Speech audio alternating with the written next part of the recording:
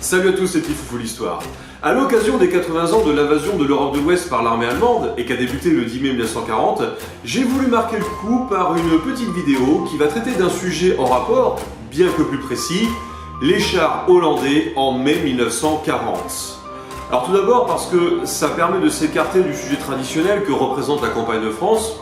Ensuite, parce que après vous avoir présenté les chars polonais et les chars italiens, ça permet de continuer cette série sur les chars de la Seconde Guerre mondiale.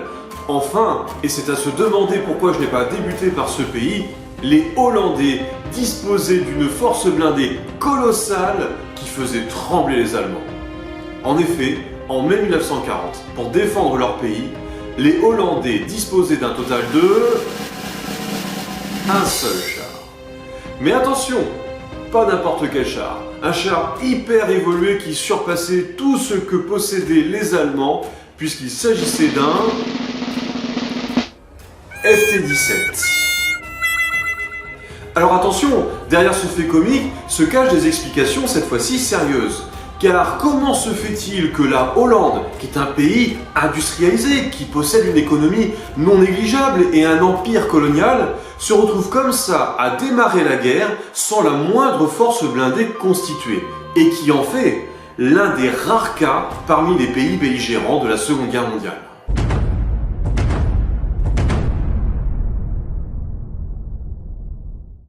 Bien que neutre pendant la Première Guerre mondiale, les Pays-Bas ont pu y observer les progrès technologiques dans les combats, avec notamment l'émergence du rôle du char.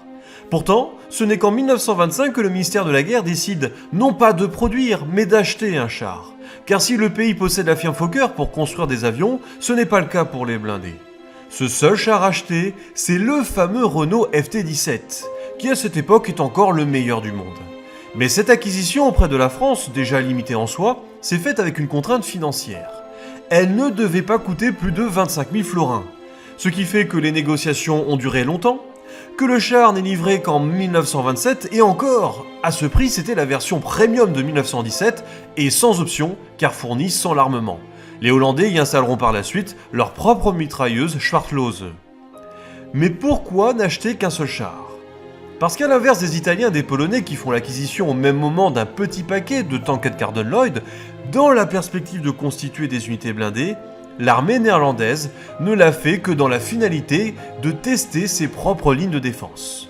En effet, outre leur neutralité, les Hollandais comptent essentiellement sur leurs lignes de défense terrestres, telles que la Gräbeline et la Waterline, qui sont comme des lignes Maginot de moindre ampleur, constituées de tranchées de bunkers, et surtout reposant sur de vastes zones inondées, formant ainsi un périmètre défensif autour du cœur du pays, jugé inviolable.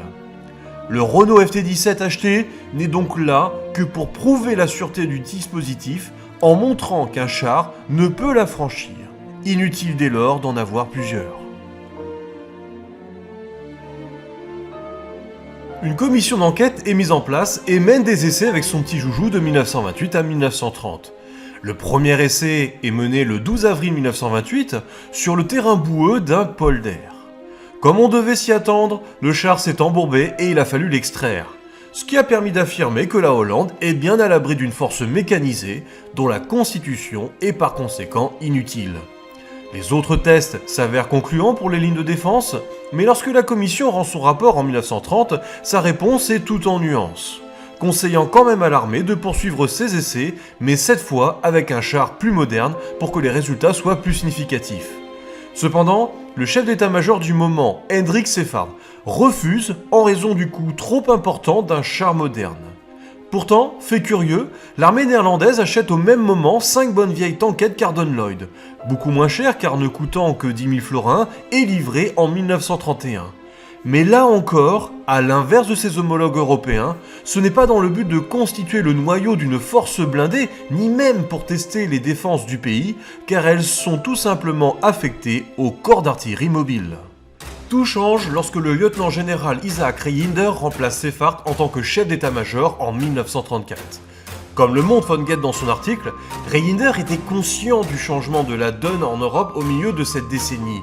L'ensemble des pays se réarment, La neutralité des Pays-Bas risque de ne plus être qu'une illusion car la construction de la ligne Maginot par la France fait qu'en cas de guerre, il y a de grandes chances pour que l'Allemagne passe par le Limbourg.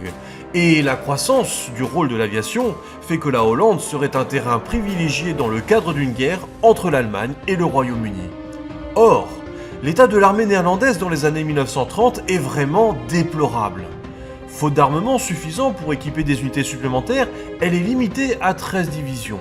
Les fantassins sont équipés d'un fusil datant d'avant la Première Guerre mondiale. Le service militaire, c'est de la blague, et tous ces avions Fokker sont des biplans. Bref, en 1937, Reyinder lance un programme de modernisation généralisé à l'ensemble des branches de l'armée d'un coût de 137 millions de florins. Il va porter le service militaire de 5 à 11 mois et souhaite la constitution d'une force mécanisée de 60 chars qui va être portée en 1939 à 146 chars accompagnés de 100 autres véhicules blindés. Ainsi, l'armée néerlandaise avait enfin compris l'utilité de la constitution d'une force blindée. En attendant la fourniture de ceux-ci, c'est le vieux FT-17 qui reprend du service pour la même mission que 10 ans auparavant. Tester les lignes de défense, devenues encore plus précieuses depuis que l'assurance de la neutralité est devenue chancelante. Et autant vous dire que tout a été fait par l'armée pour que le test échoue pour le vieux char et démontre donc la solidité du système défensif. C'est ainsi que pour l'un des essais, le pire terrain a été choisi.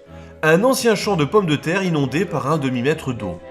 Le char Renault parvient à franchir un fossé de boue, mais lorsqu'il remonte, l'arrière du châssis s'est retrouvé immergé, inondant donc son moteur qui est tombé en panne. Rien de tel pour démontrer aux Néerlandais qu'ils sont bien à l'abri derrière leur défense et que les Allemands devaient craindre de pénétrer dans leur pays.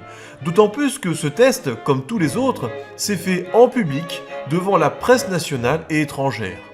Après la guerre, le conducteur avouera qu'on lui a clairement ordonné de faire en sorte qu'il échoue dans les différents essais. Mais revenons à cette force d'une centaine de blindés que voulait constituer Reyinder. Lorsque les Allemands franchissent la frontière le 10 mai 1940, aucun d'entre eux n'a été acquis par les Néerlandais. Comment est-ce qu'on peut expliquer une telle aberration ? L'ironie, c'est qu'il ne s'agit pas d'un problème d'argent. Le budget de l'armée n'était pas utilisé à 100%, mais plutôt un problème de fournisseur. Car la Hollande étant incapable de produire ses propres chars, elle est obligée d'en importer de l'étranger. Mais auprès de qui passer commande ? De la France ? De la Grande-Bretagne ? De l'Allemagne ? Impossible. Dans le contexte de réarmement de l'Europe, les productions de ces pays sont destinées en priorité à leurs propres armées.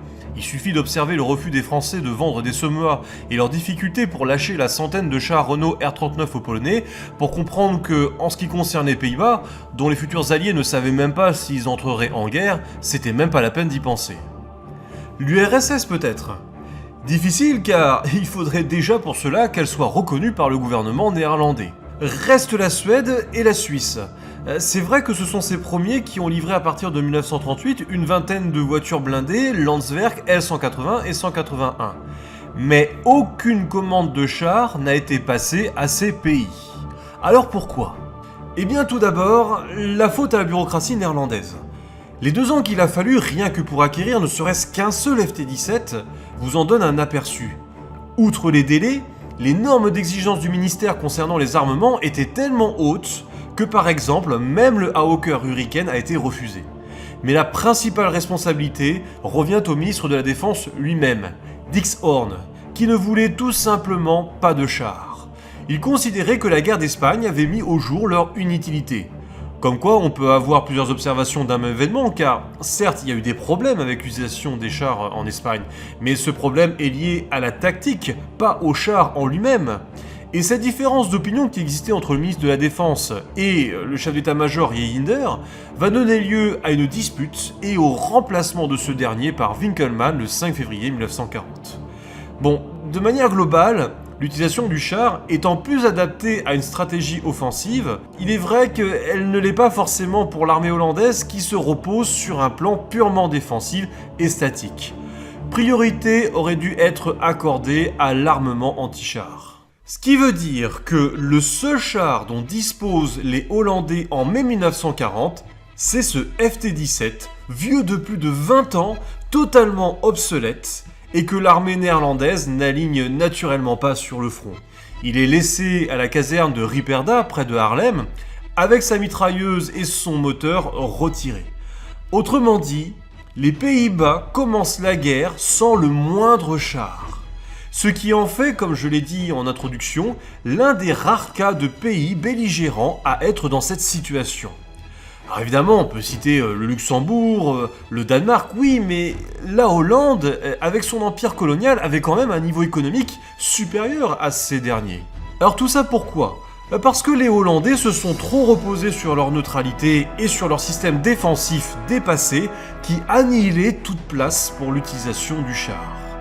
Et pour le coup, la vision d'une armée luttant désespérément contre des forces mécaniques supérieures technologiquement, qui a été accolée faussement à l'affrontement France-Allemagne, peut là être en revanche appliquée.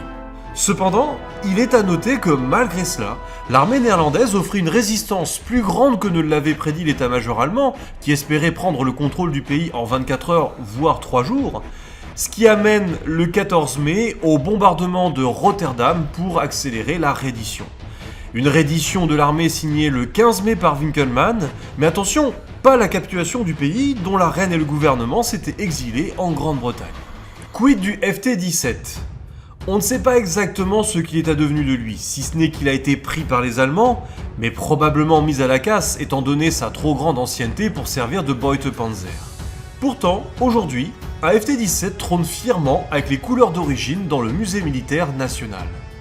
Mais il s'agit en réalité de l'un des Beutepanzer capturés en Hollande en 1944 et qui a été repeint de la même couleur que le FT-17 néerlandais d'origine.